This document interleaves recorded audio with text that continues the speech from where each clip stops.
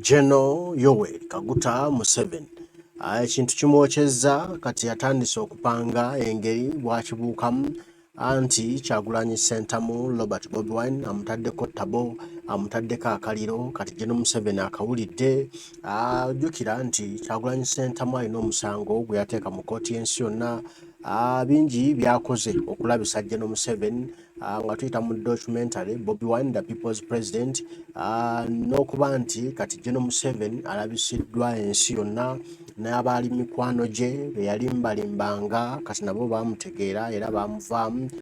kati nno Geno Museveni okuba nti alabisiddwa ekyenkanya ekityo nga n'abaali bamuwola ensimbi tebakyazimuwa atandise okutandika obubadi obupya kuba ne bannayuganda yakakasizza nti tebakyamuliko wadde n'akamu era n'okubeka kati kako tekikyasoboka nga kanaagezaako kwagala okuddamu okubikola byabadde akola okwesiba ku bannayuganda yandimaliriza ng'ali mu nkomyo ate nejjusa lwaki yeetuusizaayo eyo bw'atyo kati nno asaza amagezi amaggya Geno Museveni gayagala okukozesa okulaba ng'asimattuka luno olutalo President Kyagulanyi Ssentamu Robert Bobi Wine lwamutaddeko olw'okugyawo akatimbe kabadde ayeebikka mu nsi yonna n'alaga nti wa mazima nti si mubbi wa bululu nti akolera ku demokrasiya so nga ate ali opposite kati Geno Museveni olw'oluvannyuma kola nga ekintu kimulya so taba akatambi kano omanye ekijja gamba nti tugenda kuleeta electoral colleges. On the other hand, ye mwami Museveni eno system gyayagala okukozesa eno system kulayije gyayogera as of now mwami Museveni kagenda ne kagamba nti itwe tuli abakama. Mwami Museveni musajja munnalwanda nze sibadde sivuma bannalwanda bantu bakwano baffe balungi era mbaagala mukimanyi naye ye mubi ye mubi ne ka group kakababbi abalala balungi nkiddamu kubanga bamu bankyaye ekintu kyo kyeva kinnyonnyola buli kaseera buli bw'oyogera ku ekyo nedda ebintu tugenda kubitereeza ate tugenda kubitereeza mu mateeka nti Uganda ya buli muntu yenna ayagala okugibeeramu n'oyasaanidde okugibeeramu oli engeri gye tunaavootinga ye system gye twagala ffenna tuli wamu tugikola ne garanti ze zinaagibeeramu katukola politics wa kintu kikulu atereza Uganda notuwa emirembe forever nti ffe tugamba nti one man one vote kulaigi one man one vote in a free and a fair election mu electoral system entuufu bano ba founding father baakola eya America bwe baakola ffe mu referendum mu constitution party electoral commission okujjawo volongoto nkuwadde gubyamukama nkuwadde obukulu naye nziriza obwange eyo system yammwe tetujja kugikkiriza kyova tugenda kukola campaign okuva kaakati okuba kuba ekigwo kaakati nkubuulira nti ekintu kino ekyaba founding fathers baali ba America abaali ba proposinga ekintu kino nti tukozese as of now obukulembeze mwami Museveni buli determined mu western hemisphere ya Uganda mu western side ya Uganda bwotunula majority ya members of parliament ne gerrymandering yakola balina seats za member ba parliament bangamba nti bali 207 kati omanyi bwe mutafuna intellectual kunnyonnyola amanyi politics tova nti ffe ba analysts political analysts tuva defending people power defending Robert Kyagulanyi Ssentamu defending ne Uganda mweke nyini kati mu western region muina ba member ba parliament 207 kyekubiira saidi ye wammwe mukola amateeka mwekimwagala musala budi mu mandaling musala districts zonna kati ffe tugamba nti no bwe tuba tutereeza Uganda tujja kusooka tukole population census tutegeere abantu bameka abali mu Uganda buli area tujiwe representative abawansi mu nyumba ya wansi tujiwe n'abaana ababiri abawaggulu abakuuma obuyinza. This is a proposal. Once we put it out, then we make a vote to call a referendum nga teriimu kubba. Bannayuganda mwagala buli kintu kyonna ekigenda okukolebwa kigenda kukolebwa mu mateeka mu referandamu. Mwagala kino ekyamwami Museveni ekibaddewo, mwagala kino kyova nti Museveni kankubuulire, Museveni tayagala da federal system of government kubanga beemuggyako obuyinza. Museveni mwaka akalulu akaaliwo ng'aleeta multi party nga bamunywezezza bamumyese tebamunyigiriza nnyo, yagamba tugende mu multi party. Yes, ensobi gye yakola teyabba kalulu ako kuba yali amanyi nti agenda kukwata NRA, nsobi sigiyita na NRM, agifuule political party kubanga ye buli wamu yeye. Kakati gwe okulayija okuva eyo n'ogamba nti fe tuleeta kino. No, fe tuleeta one man one vote. Okiwulira? Naye nga in a free and fair election kyetuleeta pending a referendum mwekyamwe bwe mwakireeta mu nsiko mwajja mu kikukusa communism. Kansooke numbe ekintu kino ekya mwami Kwajje, kansooke nkunyonyola ekintu kino kubanga gwe spokesperson n'abo bonna bajja kuwulira ku ggwe. Museveni ayogera nnyo ku Nyerere. Fe twali tusoma nga tuli baana bato, batusomesa nga kansuubire nti tebakyabisomesa mu Uganda. Twasoma ku communisms of China ne tusoma ku communisms of Tanzania. Nyerere Museveni gwe yeewagirako nti ye tutor we bamuyamba ennyo mu programu ye, kati yatuuse okuba nti ali appointed okukulembera omusota gwa China ne North Korea ne Russia, kubanga okimanyi bulungi nnyo nti in a new world order Museveni omucommunist gwe bawadde okukulira Uganda ne Africa yonna ne South Africa mu drive yaabwe. Ekyo ngenda kukinyonyolako. Ndowooza mwami Kakulaiji, you a politician ng'ate oli mu magye kuba gwe political commissar, gw'omanyi ebintu bino n'abalala bebigire ku ggwe kubanga mwabuzaabuza nnyo ensi nga mulimba. Kati nkunyonyola ekintu kino kitegere. Nyerere damage gye yakola Nyerere damage gye yakola ku Tanzania, oluvannyuma yagamba nti wajama muniseme. Nze manyi politics simutandise leero, mbadde mugoba emyaka gyange gyonna okuva nga ndi mwana muto nga ndi mu myaka nga 14. Nendaba nze nagendako e Tanzania ng'obwavu obuli e Tanzania buyitirivu nnyo. Tanzania okutandika okuva mu kinnya Nyerere gye yagiteeka evuddeyo kati ne political system yayo gye yagiteekamu eya CCM eya ujama eri communism, kubanga Tanzania yensi emu ku Africa eza practicing communism ne birema nereeta obwavu bungi nnyo ne backward nnyo n'atuuka n'okukyusa mu 1990 oba 89 oba 1990. Nze nagenda Tanzania mu 1990 ndowooza, naye baali batandika butandisa okusomesa oluzungu. Ne mbagamba nti problem ya Africa ekintu kino nkyogera bulungi nnyo, kyova nti njagala international conferences zino for peace and development for Uganda. Ffenna nga bannayuganda tuli wamu nti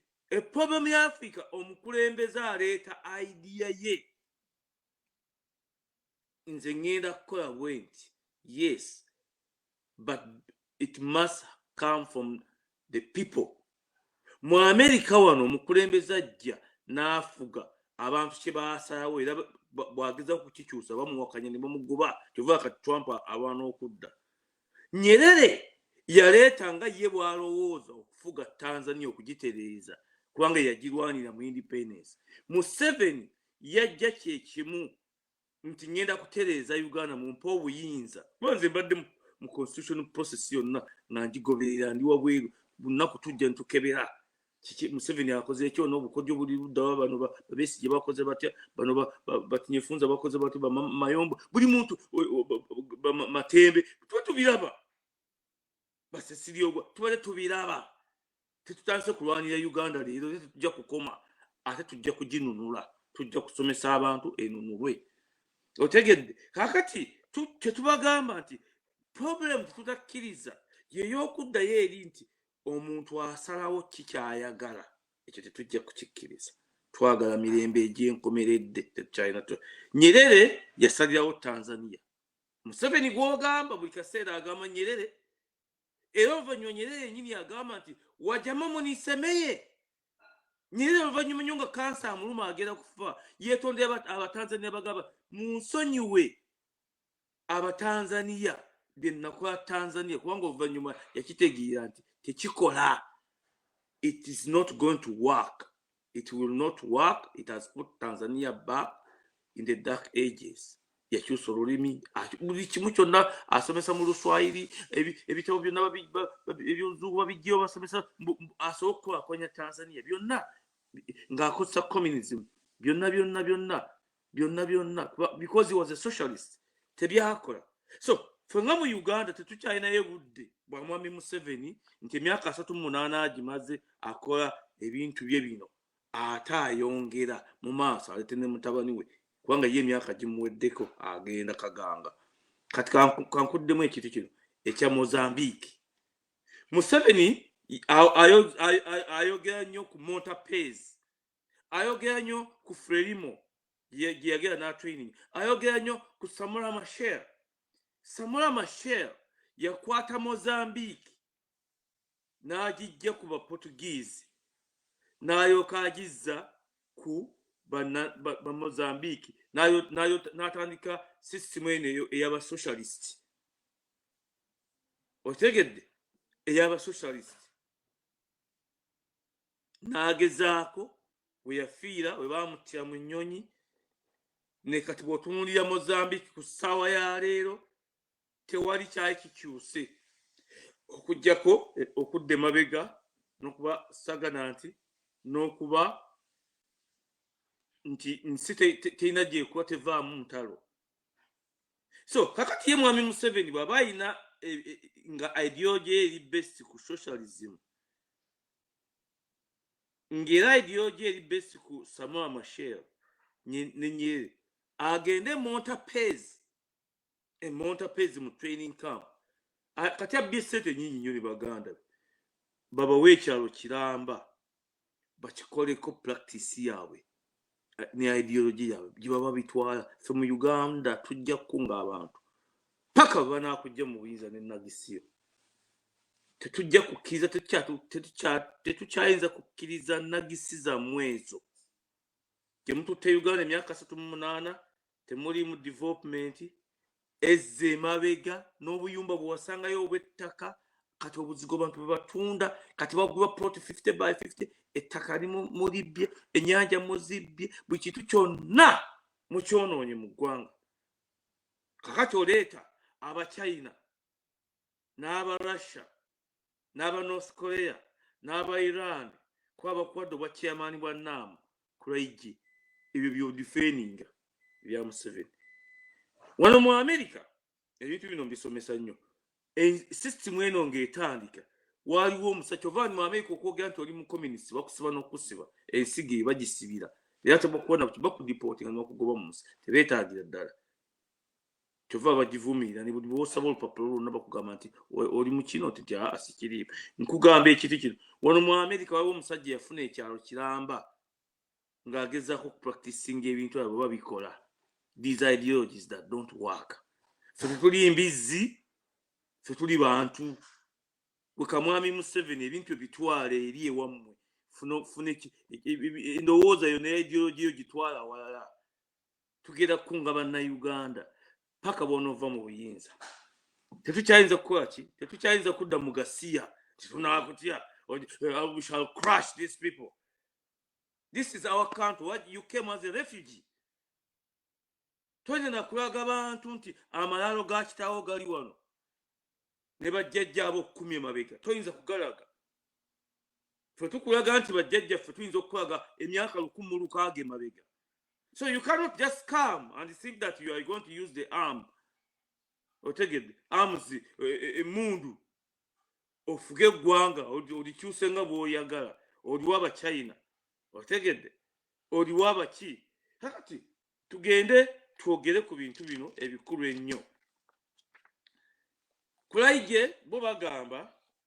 nti tuleeta America. twabagamba nti ekya people power kiri very simple, very simple. Tugenda kuva wano tukitwale mu America mu referendum. Bannayuganda mwagala tukolagane n'Abamerika, mwagala tukolagane n'Abachina n'abano, kubanga Museveni bamuwadde obwa chairman owa NAM, Non-Aligned Movement, wiki wedde nakisomesaako, kati agenda ku final phase, nyina kugibabuulira nga bwegenda okutambula. Buli munnayuganda waali era ayinamu omwana omuzuuku talina kwebaka kabe mwana muto gyetulaga, talina kwebaka. Tugenda kubalagira engeri gye mujja okufunamu a free and fair election. Museveni yennyini bwe yali akuba obote obukodyo bwe yatuyigiza bwali omulabe w'omubuulira n'aba ku stand by. Ekyo kyakulwanyisa kyefujja tujja tubisomesa. Nabagamba yennyini Museveni yabagamba, nze nabagamba juzi ne mbagamba nti nze Kagame mumanyi ne Museveni. Bw'oba oyagala akuwangule genda mu kyama, tomanya ali mu kyama. Bw'oba oyagala okumuwangula genda mu lwatu nga omukulembeze oba Kyagulanyi Ssentamu kyamukola kyekisobola communism. Kyova nti bakola security ne baganginga media ne bakola tebeetaaga bantu kubakumamu kubutegeera babakuumira awo. Kyova media zino social media zaafya amafujo ntubasomesa. Kakati kamabulire ekiri kino ekya Non-Aligned Movement ne Museveni gwe bamuwadde. Kakati China okasokenzeyo abantu wano mbasomese. Omanyi Museveni alina ebbaluwa Felix Kulaije. Museveni alina ebbaluwa gye yawandiikira nga gundi zitwawula edda n'amugamba zitwawula. Omanyi zitwawula yasooka okumulaba nti Museveni avyadde akumulamwa. Ffenna twali tumulaba naye yasooka okumwatulira. N'amuwandiika ebbaluwa zitwawula n'aggyayo mu lwatu n'amugamba nti zitwawula komawo twekolere emaali. So Museveni yaconcentratinga kuzimba magye na kukola maali mu Uganda ne bagulupu kaaka ababbi. Teyajja kuzimba ggwanga. Kambabulire ekiri kino. Uganda yayingira mu AGOA mu 2001 ku Clinton. African Trade and Development Opportunities eyo. Bannayuganda gye bandikosezza ennyo okufuna ssente. Naffe tugera kugikozesa nnyo kubanga baagisibye. Abakagezi munyu abali mu diaspora beebali nnyo omulimu gwe baakoze kuba balina okusuffocatinga Mwami Museveni. Nga baakola Amini. Abamu tebaategeera ngeri Amini gye yagwa. Amini yagwa engeri gye yagwa. Yagera okutuuka okugwa. Mu Uganda musigaddemu baasi mu UVS 179. Baasi ekola nga Cape Town. Bwe yava Cape Town ate n'egenda ejjajja Villas. Bwe yava ng'eggaba ate omundi oguddako n'egenda eggaga ng'okugirinnya. Emwanyi za Uganda zonna zaakolebwa ki? Zaasibibwa mu Mbaasa. Kubanga Amini baamutyako economic embargo ne Museveni buli kimu kyakola. Ebyo gy'atwala ajja diteako. Tuwonemu akatono paka bwe tunaasumulukuka. Kijja tuyamba oluvannyuma. Okitegedde kubanga abantu abamu bino tebatabitegeera nti lwaki mwe bannayuganda bali ebulwa temukola nnyo okumakinga sure nti mumugrounding. Yes, tujja kumugroundinga paka wanategeera the rules of the game. Atuviire agende. Oba emyaka 38 sente zabbye ne family ye tezibamala. Baagaba benga abaana baabwe ne family mu toilet bakozesa dollars ne euros mu toilet. Ngezabwe bategeere nti bagagga. Paulo Muwanga yayogera ekigambo kimu nti okuba omukulembeze wa Uganda okumala essaawa 3 abaana bo n'abazzukulu ne bannakasatwe essaawa 3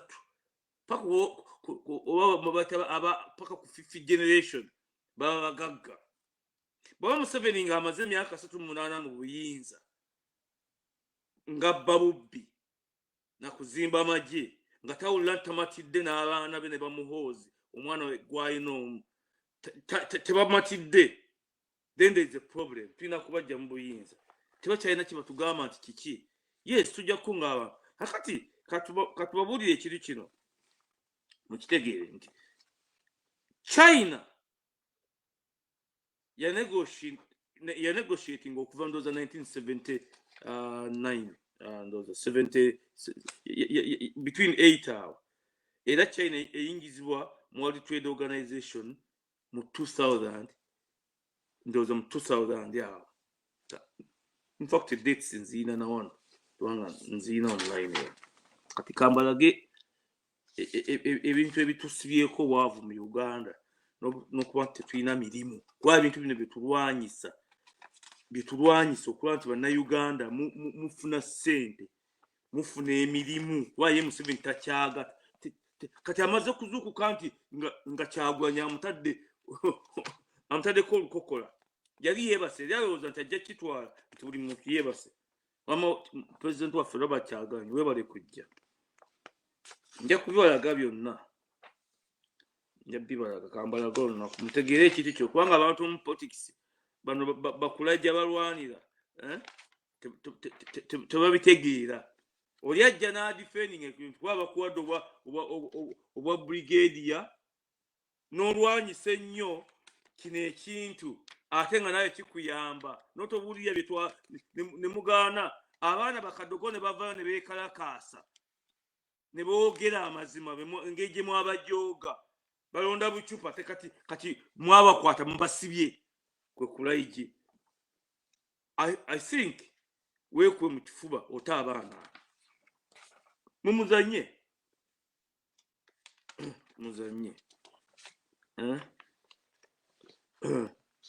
kati kankusooke nkuloge ekiri kino ekya China mulabe iki kino December 11 anti wamanyi ennaku zino zikyuka wano mu America ne Uganda zikyuka. 11th December 2001 China became a member of the World Trade Organization after the argument of ministerial conference. Conferences in Nkulu. The admission was preceded by a lengthy process of negotiation and required significant changes to the Chinese economy. Nti mu 2000 Museveni bwe yali negotiating ngali tafaayo ku Uganda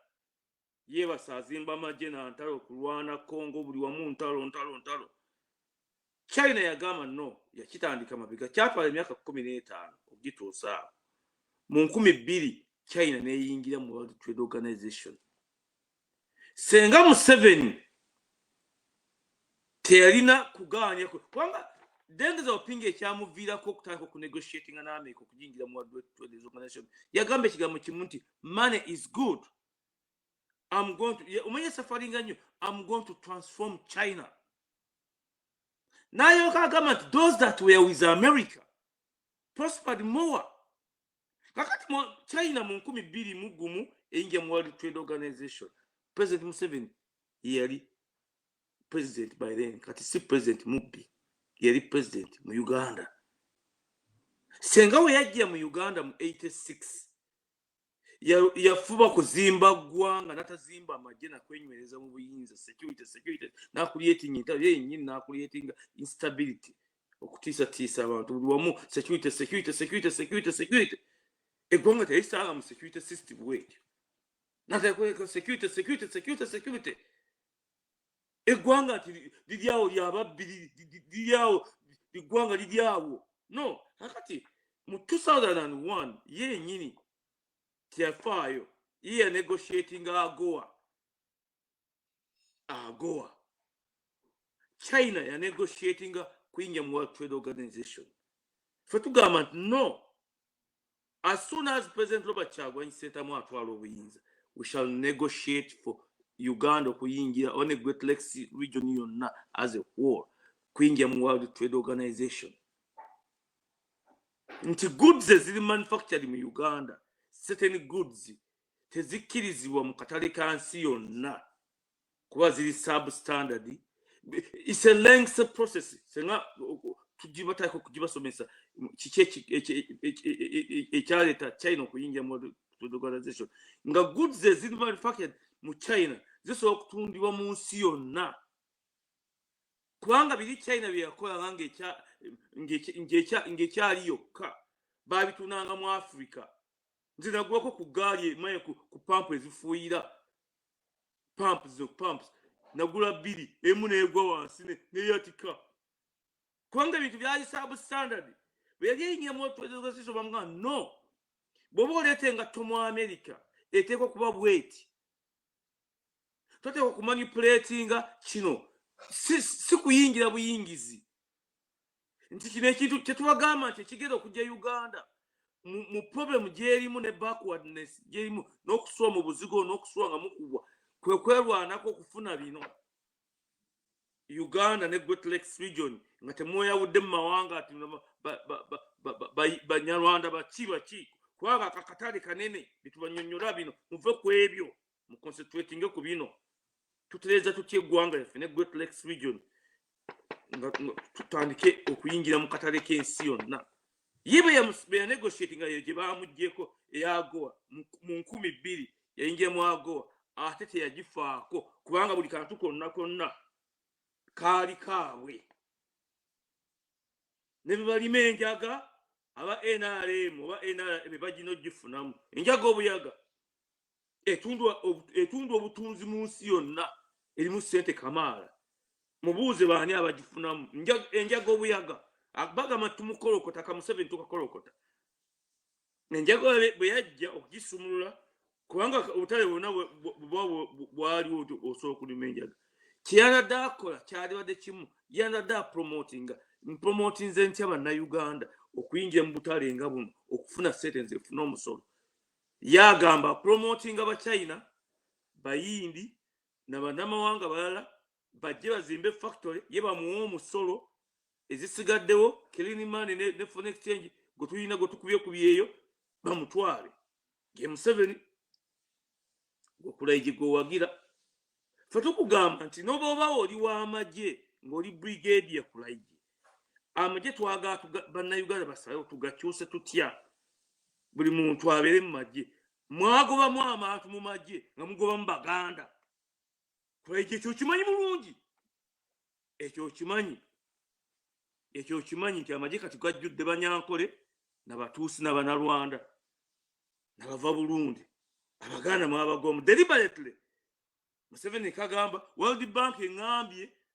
ngoba amagye mukendeza amagye nga modernizing kati mwekamba sasula obubaati butwemu alayi kuba process twagira kubanga mwe mulowooza omanyi bomba mukola ebintu bino mwami kulaiye temumanyi nti ecosystem oba wagisomako mu university bwekola ne kamunyeera kalina omugaso mu nsi n'omusoto oguyitibwa nti omusoto omunene waliwo ekiguwangula kati ndozo bya ku Facebook otegedde kakati nga tugenda mu bintu bino bitusomesa abantu tubasomesa kiki munafunamu okulonda okuli fair and fair kubanga njaga kusobola kubamalirayo kino lwaki kibi ku Uganda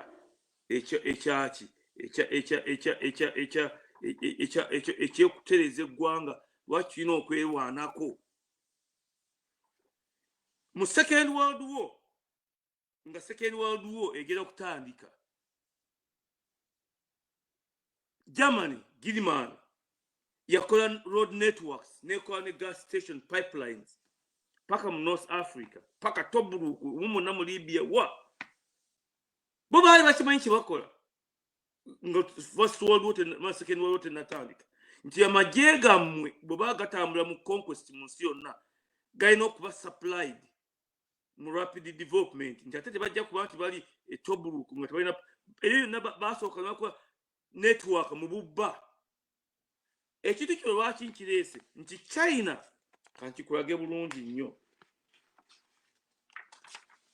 nti China ezimba road networks ne ports zonna mu nsi yonna kankikulage wano bulungi nnyo kisome ne lwaki kitiisa otegedde. The stated aim of this maritime network is commercial to enhance and streamline China's access to worldwide markets, In 2018, China expanded its maritime footprint at Khalifa Airport in the Arab Emirates, an important connector between Asia, Africa, Europe, and the Middle East. China, kiki kyegenderera kubanga China gye bawadde Museveni gye bawadde oba chairman wa non-allied movement era ffe bannayuganda tukifuniramu wa era lwaki tulina okulwana ku budde buno tukiyimirize nti China mu maddu gaayo okuovertaking America mu aim yaayo ey'okukonkwalinga ensi kubanga ye aim kyova nti America ekwagala nnyo ne India mwe temukimanyi ensi zino ezirina amagye agasobola counterbalancinga China mu lutalo kakati China ekozesa abasajja nga ba Museveni abaluvumu anabajjudde obucommunist muli n'abataagala nsi zaabwe ebagamba mujje mu non-allied movement tukuwadde obwa chairman mu jangu gwe chairman tuyamba okukyusa fe tugenda kuzimba road networks zonna mu nsi yonna tutandika okapitalinga market y'ensi yonna tukapitalinga raw materials za Africa zonna tukapitalinga ports zonna economic activities ate ebintu bino tumala okujja ntubikola endagaano mu ssaawa ez'olutalo tubirwanirira tuleeta amagye gaffe tubirwanirira tebijja kukomaawo nti bazze kukola trade bwe mugezaako okuyimuka nga baga nti bano abajja tebalinaffe nga China eyiwa amagye erina mangi nnyo erina miliyoni oba mmeka oba biliyoni namba y'amagye teryamanyi kati essaawa tuzuukuke tugoba Museveni ne mutabani wa Museveni ne kagurupu kaakababbi bagende teeko Kyagulanyi kuba Kyagulanyi yali sayiri eri kakati bano bagamba nti bagera kutukulaakulanya ba Museveni bagera kutukulaakulanya kuba bye bagera ne balimba abantu bagera kutukulaakulanya aleeta ebisiyaga tibiki no bino yakireeta kakookolo kulimba ye aim ye yali eno global expansion of communism mu Africa kubanga bone South Africa tuva nti South Africa yatutte ne Israeli mu kooti esaaga gigendamu ebisaaga kubigendamu kubanga byabadde kotuva ebya Sebutinde kubanga Sebutinde yayimidde nga judge naga no sigera ku deciding based on what they want me to do. This is political. It must be negotiated in a political settlement, not courts of law. Ye judgment ye abamu nekibanyiiza kubanga yayimidde ng'omulamuzi atalina akamutiisa nti si kaada kakati ekyo buli muntu akiinako judgment nti ye America bwe mbadde mbagamba nti kamba buli ekintu kino njagala nkibaga wano mukirabe bulungi nnyo engeri kitiisaamu nti bonna global expansion ya China ng'eri wamu ne Iran ng'eri wamu ne Russia ne North Korea etiisizza abantu ankibagage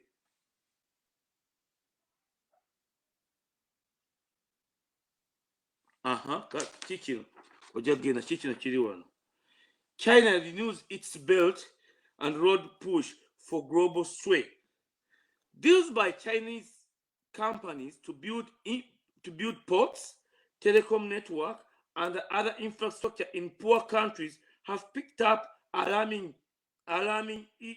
interests in some Western countries. Gendo somama ulile gano. Nti China ye ekozesa bano ba Museveni aba communist abatulumirirwa nsi nabagamba nti China bwejja nezimba factory mu Uganda gwe munansi ofunira ludda wa Museveni yajja kugamba nti nkulyetinze emirimu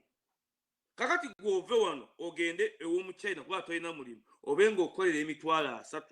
ojja kusiga ng'oyambala muvumba ojja kusiga ng'oswa mu kayumba ak'ettaka ojja kusiga ng'oli backward olinnya taxi buli kintu kikya buli kuba bo bajja kujja batwale buli kimu nga bwe China bagikola ne Russia kakati mbu bagenda tuzimbira enguudo bagenda ku modernizing ensi ye Museveni byawa fe tubagamba nti no fe abali ku side ya Kyagulanyi ya people power waliyo another alternative ye gye tubagamba another alternative ye yeri gye America gye yakozesa mu Second World War. It has been there nagibanyonyola since Second World War. Engeri ya America gyezimba ensi era ezizimba etya tecolonizing nsi ya America fabakolagana nayo bafa bali mu side yenu eyina nayo program eyayo the Great Marshall Plan. China nga bwe yayaga okuzimba ensi okunkwalinya ensi ng'ejja mu Africa n'ejjayo raw materials ne mu poor countries ne submanufacturing n'etwala mu katale ate akali mu America okujja overtake kubanga America yalekerawo okusupply okumanufacturinga bakuba balina amateeka pollution biki ne capitalism biki byonna nti America yatuuka okujja factories ezaali nga ono fe twajja mu America nga batugamba nti help we need you twalinanga essimu zi landline nga ne boogera n'ojjuza wali application watu onatuuka waka okutuuka waka nga bakukkiriza bakuhayalinze ng'ebo baba bakuhayalinga wabuuza mulina overtime ogaba settlement nti nga $16 per hour naye oyina overtime tetulina overtime ng'emirimu egiri wano mu America abakozi tebaliiwo kyova ati abasajja nga babush ne bagamba no mu kifo ky'okukkiriza kampuni zaffe okuva wano zigende mu China eri omulabe waffe tuwa abantu yellow card bagiyitanga yellow card yaleeta nnyo mutawaana tugibawe ba immigrants bajje for certain time oba nga bwe kyali South Korea mujje emyaka 2 okole sorry emyaka 2 bwe giggwako daye wammwe naye bwe boogera gera ne invitation bw'otuuka eri malayo omwezi gumu okumewo okole economy yaffe esitereze era naffe system gye tugenda okukozesa mu Great Lakes region kubanga Great Lakes region bwe tunaatandika system eno gye mbagamba World Trade Organization tetujja kuba n'abakozi bamala bano bagamba bano Bannarwanda bano Barundi baki Bakongo no tetujja na kuba n'abakozi bamala kubanga tujja kuba tusazeeyo China tugigyeko gyejja raw materials mu Congo mu Uganda mu Tanzania mu Rwanda mu Burundi mu Kenya yonna tujja kuba tugigyeko omugaati nga ffe kennyini ffe bannannyini factory mujjukire entawo zino gye zaatandikira mu Karl Marx gye zitandikira eri ne mu Russian Revolution nti bano balandi owners byava ku ttaka ne ba factory kati zino factory zaffe kyova nti America bwe yali ekola system yaayo factory z'abannannyini nsi Museveni kyatakkiriza nti omugagga tafugibwa ayagala buli kimu ne gwe babyeko omukazi agenda wa Museveni n'agenda okuzimba akayumba ak'ettaka agenda wa Museveni ne gwe babyeko toilet agenda wa Museveni n'atalina kyakulya agenda wuwe kufukamira ssebo olina okuteekako n'akassebo fe tugamba no twawula ebintu bibiri obwavu n'essente tubizza eri abantu gwe sasula musolo omutawaana gwakyo guli gimu ate kwagala kubba musolo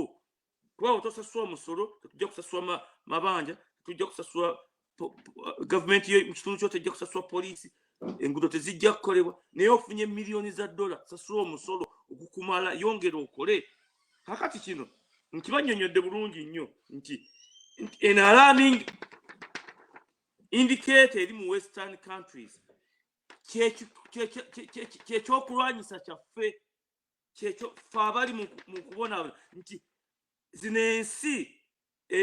America erina obutitiivu bw'essente enoonya kino nga ffe tulina naffe kye tulina okunoonya tulina okukolaganira wamu kati tulina kye tukweka nti tulina kukweka kamuseveni wakakaaba wakabugwa kabikole kale jangu wano osukume bambegabo jangu osukume bambegabo abamu kankomaawo akalina olunyuma ng'obwenkima kadduka tekakyalina nakujja mu meetings zonna kakati bwekukwata boogezako kutta muntu wano olaba kyebakoze Alabama eyo mwakirabye yatta omuntu yatta omukazi n'amustabing emirundi 10 n'akaaba omanyi kye bamukoze ono yakaaye emyaka 3 bamusibye ku ganale engeri gye bamusiremu tebanga nawo America wano rule of law mu abantu abalowooza nti mujja kuttanga abantu musukume nti nina basipayizi bange buli wamu kale basipayi baleete wano onakunkwata bati bamusibe emyaka 20 bwali tugezaho okutta omuntu bamusibe engoye omusajja gwe bakoze Alabama bamusibe ku kigulu n'omutaka n'afuluma enagisi yonna namugamba naye olina okugenda n'agamba mukyusizza ensinga humanity namugamba naye gwe genda temujja kututiisatiisa nga kyetulwanira kituufu kakati on the other hand mbagamba nti Museveni okulimba abantu bano abanoonya obuswazi China betukwaganayo tetujja kukaagaana bali fe tugera kukyeta ku vote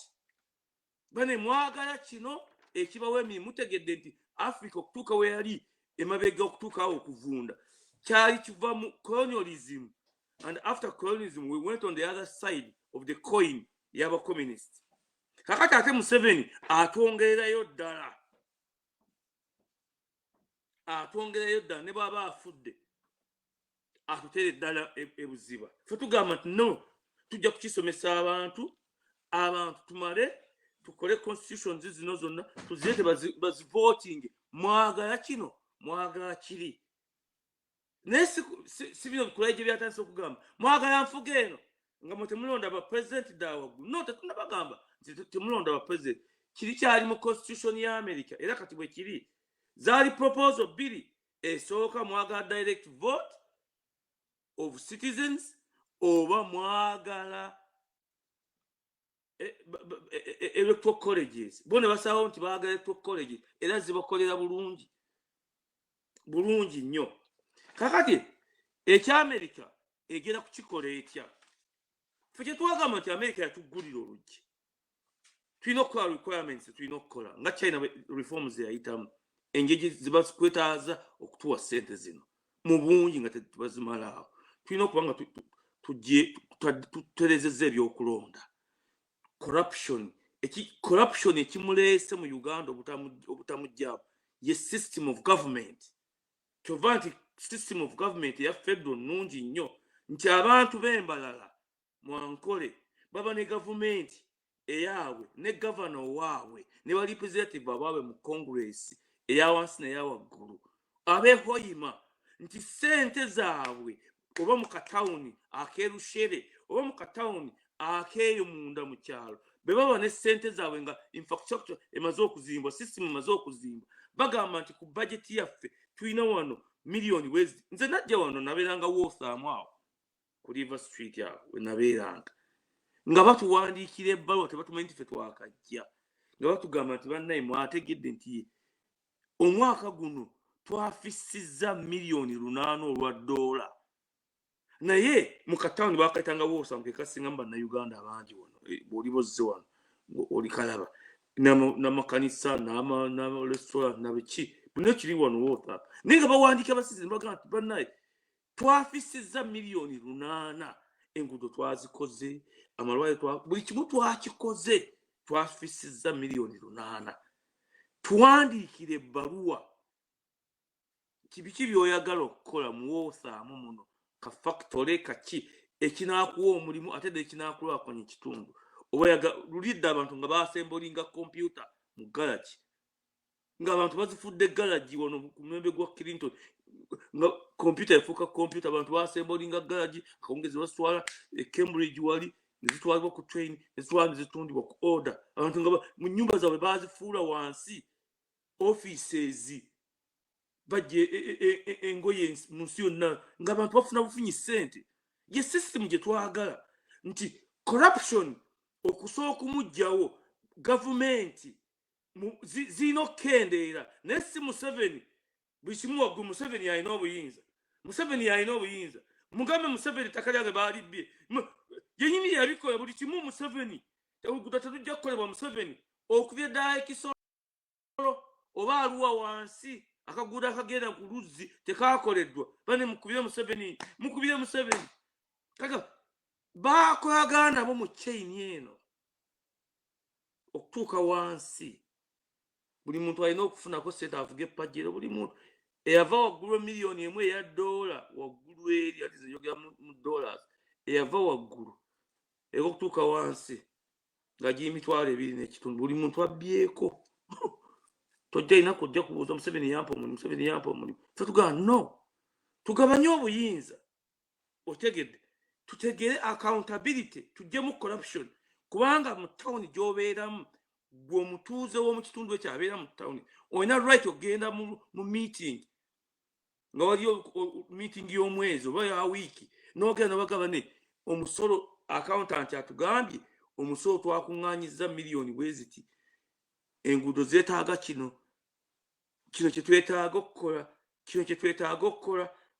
okukola expenditure bwe ne mugjawo corruption ezo requirements America zeetaaga mugjawo corruption free and fair election democracy buli kimu byetaaga hati Museveni nibayoka batuwa ssente ku low interest rate for the government oba 1% kuba naye efunamu mu trade and investment tubonya okutiitira kuli naffe tuzimbe enguudo nga teziriiko kweyayikira kututwalako nsi zaffe nga contracts zino ezijjayo ssente ne terms determined by the people buli Museveni byonna agreement zaakola nga ye chairman wa NAMU bazagenda okukola oba bintu byonna byakola nga ye abibuuza abantu ye NRA ye NRM ye parliament ye intelligence ye ttaka ye buli kimu ye abibuuza abantu eyo demokrasiya kulaije byemuwagira ebyo kuba mwe babawadde zipajero tugende mu maaso what people power byegenda okukola fe tugamba tugenda kutereeza eggwanga tutereeze n'ebyabasirikale amateeka agayamba abasirikale ba veterani abavu mu kifo ky'okulonda obucupa bewasibye abo yamusibye muvuuka wa bucupa kubanga bajja ku media ne boogera mu kifo ky'okubasiba fe tujja kuteekawo amateeka n'amagye tunaagakola tutya omuntu bw'anaabanga asaavinga ekitundu kye kubanga okuva ku myaka 14 paka ku 54 eno proposal bw'anaabanga agamba nti akati ngenza okukola saavisi yange ya myaka 2 ajja kuba afuna cheeke y'amagye bw'anaavaayo ajje mu uniform agizze mu reserve adde mu civilian tujja kugamba nti etteeka ligamba veteran mu America wano bw'oba ojjuza application y'omulimu bakubuuza waliko veterani w'amagye gwe basooka waggulu omulwanirizi w'ensi n'ensi oli kusigwa baka mu nsiko myaka 5 n'avayo n'alonda obucupa ne mumane mubasiba kale mubasibe mujja kuwulira ekinaava kale mubasibe mujja kuwulira muleete muhoozi anti nga bwe mwagala mujja kuwulira ennyimba zino kubanze nali mwana muto mu 74 nawulira ennyimba zo kantu kuyimbira kubanga kulaije olumanyi arapi moja kichwa kubwa Sauli yakwete omanyi yayimba oluyimbo twali nsambyawo olaba waawo kukerezia bave Makindi mali mechanized regiment kumacha twali tugera kusoma katwe wansi twene muganda wange yafa oshulira nze na mutaasa ng'abasirikale bangi nnyo kumacha bagenda bayimba arapi moja kichwa kubwa Sauli yakwete ngabuuza ati ani muhoozi kale mulete kumvuge kale mulete kulaiji mumulete katugere ku byokulonda nkikugala kale mumulete anti mwepanka ati mwine muntu kale mumulete kufuga kubanga sente zamaze okufuna tezimumala kwa mwine okufuga eggwanga lino mulyonoone mwetuuse kugimuligera okulitunda emirembe n'emirembe era oli agamba nti bano bawagira people power bano bawagira ki kuno byenjogera webakolooze nti tebiri tribal esente zivudde ku mafuta tugera kuzikwata tusomese abaana mu nsi yonna si mu Uganda yonna tugera kusasula bamaama ababalabirira tugera kusasula abaana pocket money bajja kunywa obuugi emmere ku ssomero esente zivudde mu oyo zijja kwasasula mabanja gaige tugenda okwewola nazigenda okuva mu nnooni mu nnyanja n'emisolo tubenga tusasula twewole kitwagala okuzimba kyonna ebibuga ebipya amayumba amapya muve mu buzigo kuba tukutte bagagga ono Museveni baleeta banyuunyuusi abalasha babbi mwe mwagala mugende mukole China banabakkirizaayo mumwaga mugende mukolere Russia banabakirizayo mumwaga mugende mukolere North Korea banabakirizayo mumwaga mugende Iran banabakirizayo singa bakugamba nti gwe lwali atayaga program gitwogera toyaga omwana waaso olonda ki omutwala China omutwala Russia gibakukwata ne bakwata nti oli muduga oba omutwala America ebintu bino twaga kubiteeka wansi tubibalage mu mazima kiki mulina okukola katugere ku kino ekikulu ennyo kyembadde njagala okusomesa akalulu tukakoze tutya ffenna Bannayuganda tujja kukozesa system gye beta singing revolution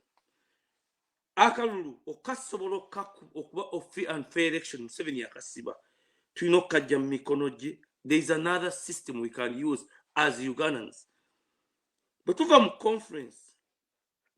ne tukola freedom charter nga eri based on all Ugandans, si people power yokka. Nze ndifeninga people power, nze mbawa formula based on all the will of Ugandans, okuva ekisolo okutuukira ddala Arua, okutuuka Sebeyi, okutuuka wansi mu Busia, mu Buganda, mwonna tukole freedom charter. Uganda kijje mwetaaga byonna tubiteekemu. Bwe tumala byonna n'okulonda nga mwekuli tutandike okwediima tufune a free and fair election. Ye nyini Museveni yagenda okukola mistake ng'abantu bayimuse okukola electoral reform. Tulina kumala kuzuukuka ffenna nga baakola etaliini mugimanyi Estonia nga communism egwa. They use a singing revolution. Ngizo zina bagambye nti tujja kugifuba nti enseno tujja kugifuga. Bajja kuta ennyimba si kada kanyonyi si kada ikondo edimasi togenda wakoti yoto jerabira litiriti. A singing revolution yenyini aje mundu agikuba abantu yenyini aje mundu kubanga buli muntu bw'anaategeera nga bino bitwogera bino nti kino kiyamba ffe ayinge mu revolution eno okwenunula nga tumusaba ekintu eki electoral reforms. Ivory Coast babulire ki akakodyo kano. Ivory Coast between Guatemala ne Bakbo ojja kusoma history y'omusome. Omusajja yali afuuse nga Museveni buli lugiro no ba reform ba democracy ya lugala nga bagenda mu kulonda ebyo ebyekikwangala babyabakama byafuluma ebirala eno babisoma birala emmundu bazijjayo ne bawamba declaration form nga byala Museveni byako bwe kibamugamba nti oti fe ab'omu north tukwate emmundu eve mu north, fe ab'omu south tudifeninge kino kuba tukifunamu tulina majority era bwe kyalinga mulaba Uganda. International community mundu bwe zaatandika okutokota babagamba nti kintu yata omusajja omusajja yalemera obuyinza akakola byokulonda okwekikwangala mbadde empangula nga bwaba NRM yewanga ba NRA nfuna 60%. I'm the declared winner. Ne bamugenda mu kooti chief justice asawo yinze winner. Ebyo bakola kati mu Africa ku electoral courts using judicial system. Ntiye nze mpangula ti kakati ku declaration of principal document abali mu shuttle diplomacy ne bagala no kubanga gwe mulimu gw'abantu abasoma ennyo politics ne ba analyst nti kiki terms international committee gamba nti emundu ekaye nti kiki kye mugamba nti tutugamba nti twetaaga tetugoba ono twetaaga kulonda kutuufu kutya. United Nations erina mandate under the conflict resolution international committee erina mandate nga gye baakose Ivory Coast to carry out a free and fair election okubya ddala ku registration, material distribution, counting and declaring vote the winners. United Nations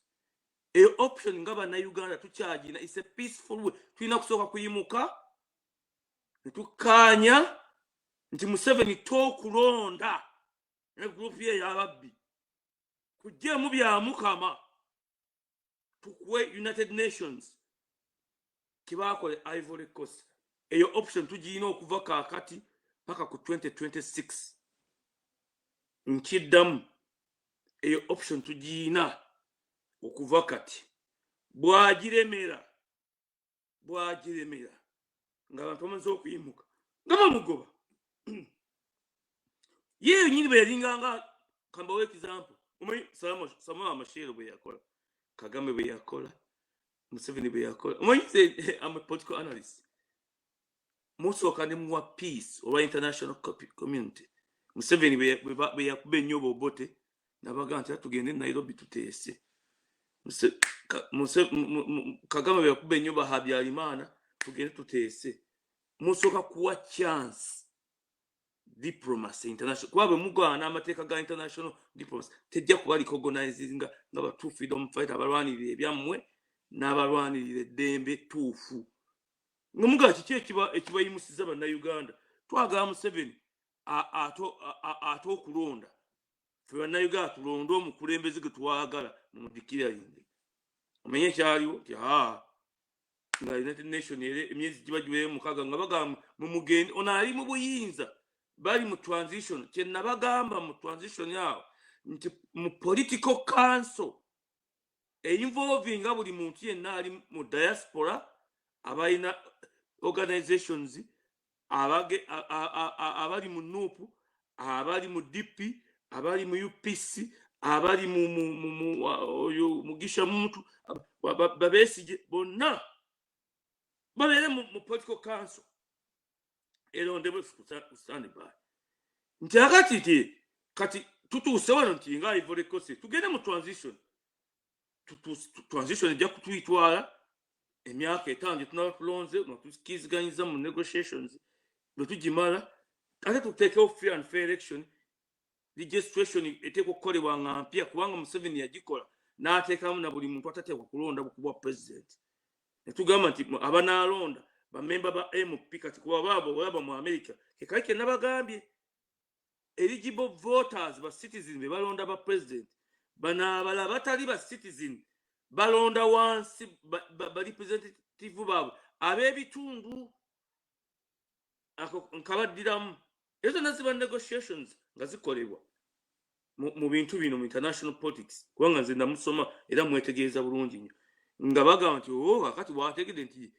Museveni okkiriza teeka endagaano no Kyagulanyi okkiriza teeka mwenna katugenda wano nti era emyezi bwejjwa mukaaga nga batandika registration yaba United Nations bajja ne system yaabwe yonna buli kimu nga bajja mugere mukube campaign mugende ku makya mulonde omu ku bo kye yakola okimanyi nga bagenda abanansi bakwata oli eri yalemera mu buyinza nga kwe bakamwami Museveni nga bakakuba ekigobe enkoona enywa aga nti banzibye namuga nti United Nations tekola bululu bwakikwangala nga ajjayo emundu nga ttaka abantu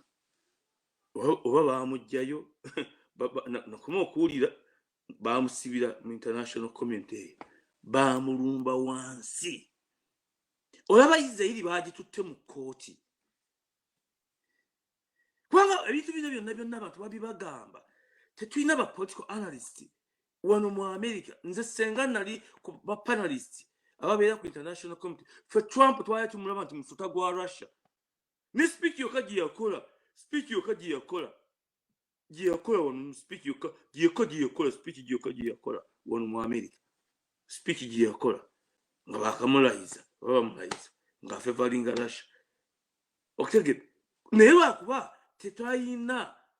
tebayina ba analyst basobola kubabuulira omuntu analyst aba yatwala obudde bulungi nnyo kyevude mpandiika ebbaluwa eno ngibalage ebintu bino byetwogera birungi kulayigibwa aba agamba nti byetwogera bibi abasirikale balwana Afghanistan temwabasasula baba banja naye America state yazibawo mu billions zona record tuziina abalwana Somalia temwabasasula America yazirya sente ezo teyazibawa United Nations teyazibawa abavubuka abalwana Luweero temubasasula kakati wabalagidde babakwata bonna bakutte bali chini ya ulinzi kikyogezako kukola fe tugamba tugera kutereeza eggwanga sente zizo zabwereere siza politics tugera kutereeza eggwanga tugera kubasasula okutereeza eggwanga zikuumirako nga nawe mwoli nti brigadier gye anaasooka nga naafuna emitwalo gye bwe giti 10 ejja dola ekikubansiko okumuwumuuza kati mu magye ate ne tutandika amagye amapya. Why don't you give chance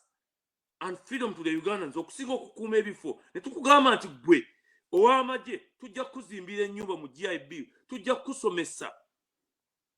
Tunuulira nadde tunuulira wano amawulire weekend gye nadde nga tunuulira kiki ekyabaddewo abavubuka aba dropping out of school abavubuka otegedde wewe egguli eriwadde ligamba nti appointment of a new electoral commission officials wake up call for new law amendment biri mu mawulire tolowooza nti njogera byange bitaliiyo maa kubyetegeeza buli kaseera kakati bw'oŋŋamba nti abavubuka abali mu Uganda bonna waliwo eno gundi eno waliwo eno reform eyakoleddwa 18 new high court circuits created to boost justice access fe twakugamba ngegye tugenda okukyusa eno justice system judicial system ya Uganda tugira ddala kuvira ddala wansi mu katundu katugambe tulina akatundu k'emakindi tulina akatawuni k'ekansanga tulina akatawuni k'emutundwe tulina akatawuni k'ekabeera maido obutawuni obwo butono ngegye tujjamu ogenda okujjamu ero system tugijjeko obuyinza obwokukola emisango Museveni okumukuumira mu buyinza kuba tugenda kubasasula betunama tuteeke kooti entuufu mu katundu ako okumala mu transition tuke tuziteeke mu kooti endala otegedde nti judicial system tugenda kugikyusa ku Supreme Court bench okuleeta justice mu Uganda okujja obwakkaada nti tugenda kuteeka ba justices abagenda okuba ku Supreme Court waggulu mu bench bajja kuba ne regions kati zo circuit mwazitaddemu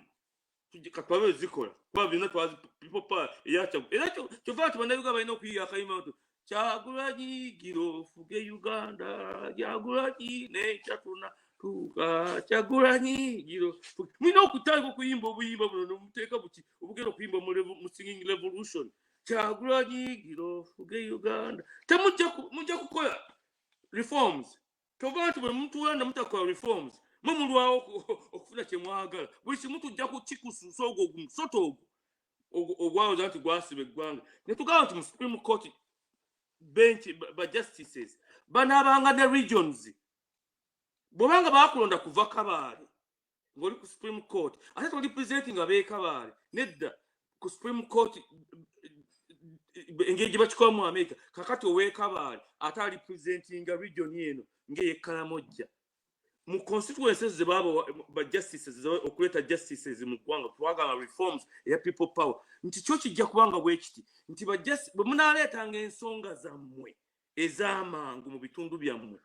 justice abakulembera ku Supreme Court mu region eyo munaamuwanga ensonga zammwe n'aziyitamu bw'anaamanga okuziyitamu banajjanga aba justices bana okuzisunsula bane abegundi abekabaale bansabye kino kiteekwa okukolebwako mu Supreme Court mangu nnyo nti kakati bana ne bakikkiriza kigende ku bench kidibetingibwe ye people power kyagenda okukola kati bantu batandise okusuula bye basiba mujja kubisuula ojja kubisuula kakati gwekulayi kyodifeninga environment n'obwavu kiki kyodifeninga kakati olwayo ndi kuggwe wekka ogwo mu mwangu oyige cooking gas production yaweddwa ba China license ba China cooking oil gas ensi erwanyisa environment ensi erwanyisa nti ensi global warming sente mpitirivu nnyo eziddwa ekikuba nti ezigenda okukozesa okusaatinga abantu okubateeka okubawa sente zitandika okukola production okutandika okufuna sente okuzimba obutonde bw'ensi on top of that tugenda ku making sure tuteeka pipelines mu Uganda yonna tezigenda kuba za muntu kati nonga ne bagamba nti train okuzimba networks buli nsi mu Great Lakes eza Uganda eza Kenya eza Rwanda, eza Burundi, eza Congo, eza Sudan zigera kuba za government eya waggulu nga America bw'ekikola okufuna okugyawo monopoly. Gas ono yebimu ku bintu pipelines ezo ng'omuntu wa bulijjo mu kifo ky'okukozesa amanda okwokya ebibira bimaze okusimbibwa akosa cooking kakati mwamuwadde mu China kubanga bino byolwanirira. Lwaki mu China kubanga mukwano gwa Museveni yalina okuweebwa compact zino kiki mutegeeza kibino byolwanirira? No, you tell me kiki mulwanirira? Fatu tukugambye nti mu conference wadde oli w'amagye tujja kuyita ojje tujja kuwa invitation ojje mu bago kiteekebwemu bending referendum mwagala bino bibeere byaba foreigners ng'ate gaasi alina kuba gaasi waffe kwaba Museveni balina okufuna omukono ogw'emabega aba NRA emabega balina okufunawo ensako n'abaana be n'abazzukulu balina okubaamu shares era bakulembeza ba China nti eno percentage buli pipa efuluma. Ffe twetaaga nti omuntu wa bulijjo pipelines tugenda okuteeka mu Uganda oba mu Great Lakes omulala asigadde tumutwala waggulu twakisomesako program nti tugenda kumutwala ddala paka waggulu mu Europe buli nsi ya Africa okuva ne Rwanda nti buli weekend ogwo pumpinga gas afaanana bwati nti ffe tupampinga nakyo gas gwe tuyina cooking gas ne heating gas paka mu Europe. China Russia gye yali emutwala asigaddewo ku ssente oli gwe tufunamu ssente pipeline be bagenda okuzikola asigaddewo ffe bannansi tumuyotera kumpi ku bwereere kubanga nsi yaffe tugezaho kutaasa butonde bwansi nti amanda wano mu America ng'oyaga okwokya ku nkoko oba kwokya ku nnyama ogenda mu store emiti giri bweru oyinza okutema wabweru omuti wabweru oba okulonda emiti public works department yebikola egye twagala kutwala eggwanga naye temujja kugamba nti mwe bye mulwanira okuuma Museveni mu buyinza mulwanirira bino ng'obutonde bw'ensi obwaffe bwe tuyina buggwawo ate tugezaako okubuzimba ate gas enkya ajja kulinnyisa ebbeeyi monopoly kubanga mwakiwa mu China rice tujja kuzisazaamu ebintu bino tujja kubibanyonnyola ebbaluwa nagiwandiikidde ggwe kaka tugere ku kino ngenda kumaliriza ddakiika emu ekyaleto college nakikunyonyodde buki government to revamp and UPE system for education system tugera kugijja mu ba minister tugiteeke mu ba secretary of education mu ggwanga education nga tukola education ku ya America tugitwale dda paka wansi ng'omuntu ali eyumbe wansi oba ekoboko afuna kyekimu n'oli ali embalala amasomero ge gamu okuva ku UPE tubijjewo amasomero tugazimbe nga gali modern tukole exchange program eya America curricula ya America ku senior 4 omwana waffe amaze okusoma abageze ennyo ku ssente zaffe za gavumenti eza oil omutemwa ajja ayingira mu high school system abasobola bagenda kugenda mu technical high school okyo nabadde kisomesako technical high school ne high school zaawukanira wa kubanga wano mu America buli awali high school ebitundu ebimu waliwo technical high school oli bwagamba nti maze okutuuka ku senior 4 naye ndi muyabayaba genda mu technical high school kuba technical high school ejja okuwa amagezi agajja okwasembolinga computers agajja okwasembolinga ennyonyi agajja okutegedde bali bayinginiya be bakola nabo mu factory bakolagana bana bamaze nti exchange program za technical high school tujja zikola direct n'eza America education system bino bye mulwanirira nti n'abaana balemeddwa bane mutuweeko ku magezi nti naffe tulina yaba analyst otegedde kakati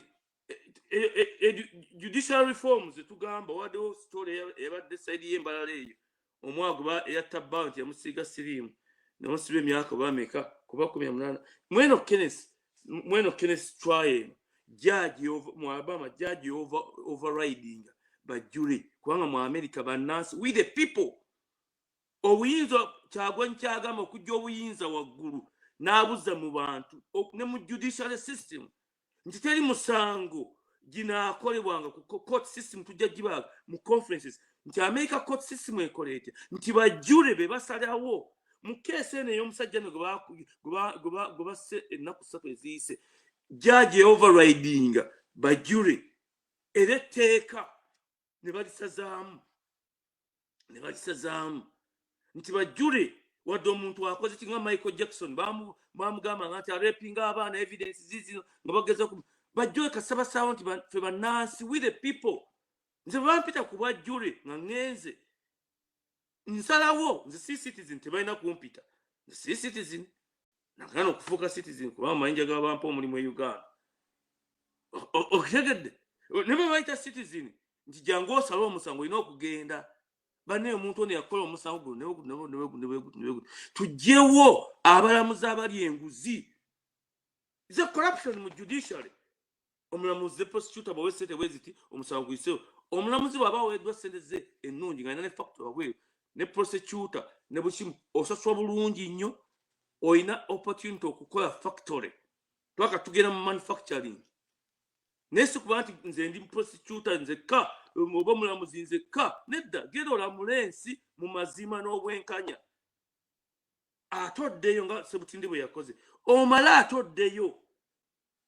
gwe weyagala sente wawe avenues endala zogenda okubanga okola ofuna millions of dollars buli mwezi okitegedde bino ebya singing revolution twamugamba twagala kukosa violence mu Estonia bakosa singing revolution ne baliwo abantu miliyoni 4 ku kkubo n'obwana obuto oli gwe bagamba nga jjeyo ennyonyi nga agiteeka wansi ng'eribye oli gwe bagamba nga nti jjeyo tanka nga agiteeka wansi mulimu n'abaana ababe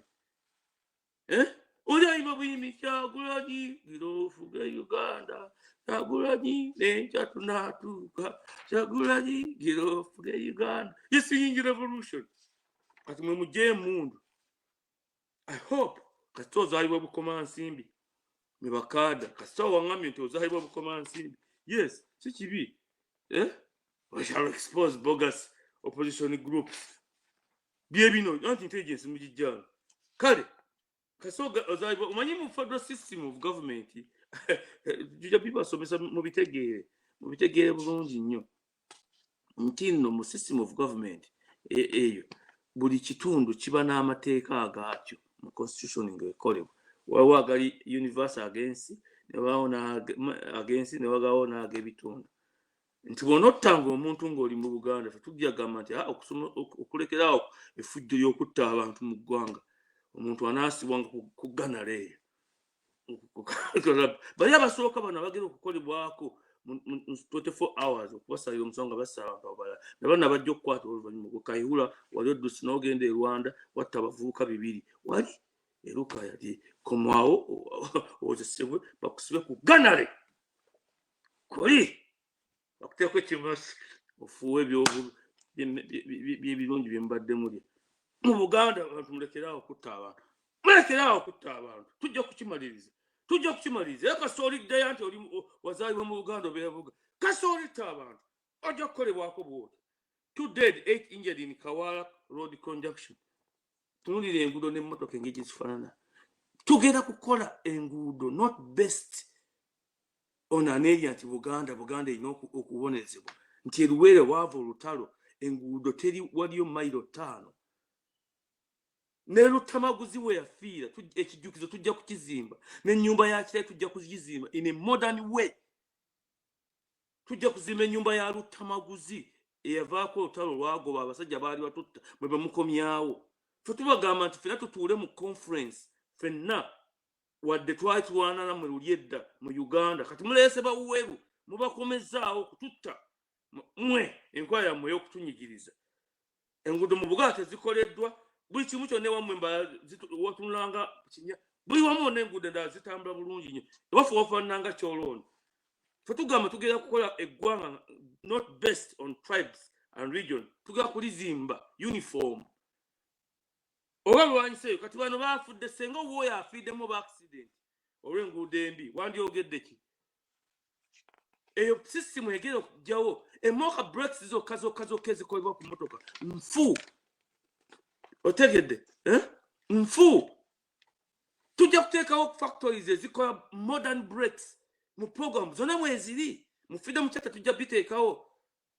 emoka ezo zonna zwabe zikola brakes ezikola accidents zino zonna brake bazikola mu kisenyi bakera ku makya ne bakwata bibrake ebikadde ne babifumba ne kibuguma ne brake nezirigana ne zitta abantu so tujja kuteekawo factories mu regions zonna nga zimanufacturing parts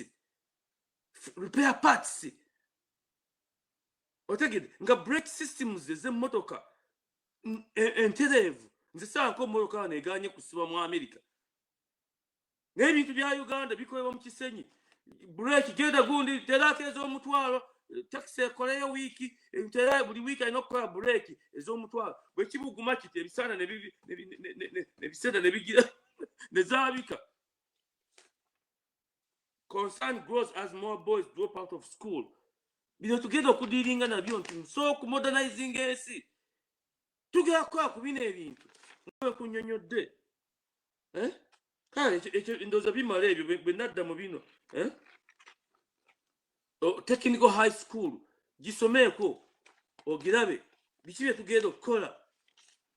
eggwanga libenga si lyammwe abayaga okulifuga kama 7 n'afuuka 7 kakati chairman wansi yonna chairman wansi yonna muvayo mugamba nti twagala kweta ki no teri kintu kigera kuleetebwa mu Uganda teri kintu kigera kuleetebwa mu Uganda teri nga tteeka buli kintu kyonna tugera kukireeta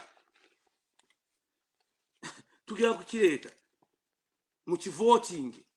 bano twaga mu byemulaga buli town ey'Ekkuumi ey'Egindi ey'Ekabala tuzimbyewo akatale akali modern ennyanya zivunda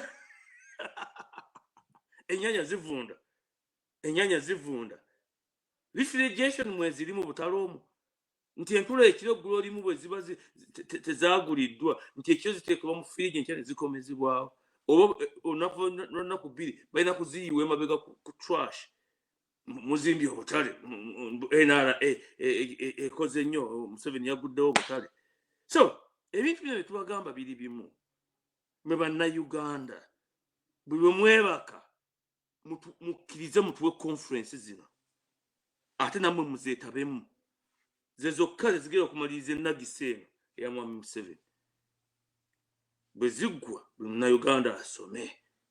nga buli munnayuganda ategedde nti kino ekintu mwendi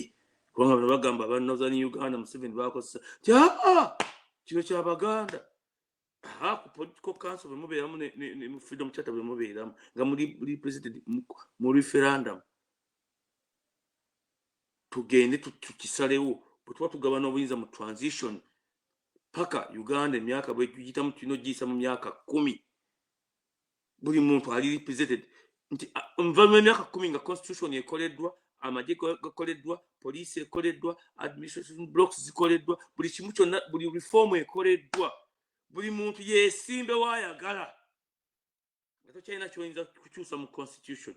okukeera ku makya n'okyusa constitution ya America eno gikyusa kuba nze nagisoma natwala emyezi 6 nga bansomesa constitution eno ne function yayo eno ogikyusa eno nesene bya Museveni kati agala kukyusa constitution nga bwe balonda bameba bapale kubanga kikkirizibwa ne wano mu majority bwe kyali kimwaga president alondebwe mwe muteewaanako kumuggyako buyinza bwa kulonda kalulu akali mu mateeka mu system eno yajja kubikyusa mu mateeka n'Amerika yagezaako okukola kino ne bakigaana nti president talondebwanga direct kati enkya kubanga balina majority wansi bakikola mu gini mandalingi yaabwe kati enkya bajja kubagamba nti mu mateeka tusazeewo bamemba ba parliament banalondanga president era balonze muhoozi munaakola ki you tell me tulina kuzuukuka kati netubajjako obuyinza obuwawo obuyinza okutegeka akalulu mu system gye mbagambye ne tuleeta United Nations mu mateeka kubanga Uganda si kaalo United Nations ne tukulembera mu kulonda kati mwe ne mulonda president wa Robert Kyagulanyi owaffe ne mumuwa obuyinza wali nga tuyise mu transition ne mu negotiations zibeerawo nga tukola ebintu bino ani akulembera transitional government ffena tulina kuba wamu kati nsomesa politics atujja mu kinnya tusenvule basomesa politics atujja mu kinnya tusenvule mu nsinga olinamu bamafia olemwa okutegeera ani ali mu buyinza obwenkomeredde kubanga alina ne bamafia ebyo bamafia wulira kati kasita international community ja nemugiteekamu kuba Museveni gy'atiira ddala nga mumaze okuyimuka ati kyalina kyayinza kukola kasita bannansi bayimuka miliyoni 4 bwagaana okukola reform nga bamugoba ako tokategedde akakodi bwagaana okukola reform nga singing revolution egenda mu maaso wakijana we amba musonga embere amba tutajifuga amba iyo amba wakijana we amba musonga embere amba tutajifuga amba nti abantu betaaga kwefuga kubanga bakijje wali mu concept ya freedom charter nti kati ffe twefuga ati wakijana we goyimba buyimbi akati bano bawulira bano banagisi brigade oba banagisi battalion ba education babawe mundu tebera battalion bagwabo tubaita banagisi battalion kasabata ulati abantu miliyoni namba ebayita keyimba wakijana we amba bateka butesi katambala waggulu kengu kati wano nyina we byammwe mu binone wakijana we amba oba RP moja kichwa kubwa ababuza yani muhozi kubanga yanywe nnyo RP moja yani kichwa kubwa tauli yakwete no benagis ogifulumya nga tuteeza Uganda ya kale mwebale nnyo mwebadde kulaije kansubirete ebintu bino bobo yagala na kyombuuza inbox minja ku simu yange twogere bobo na kyombuuza kulaije jino kulaije gena mu inbox yange ojja gena Richard Muyombe ya Musoke Facebook mu inbox yange obe kubyombuuza nja kubikunyonyola. See you when I see you next week. Bye. Byebyo ebya Richard Muyombya ensonga bwazinyonyodde bulidde enkoza gino Museveni zapanga byakola byayisaawo ku lulwe ku lwa famire ye nga si lwa bannayuganda era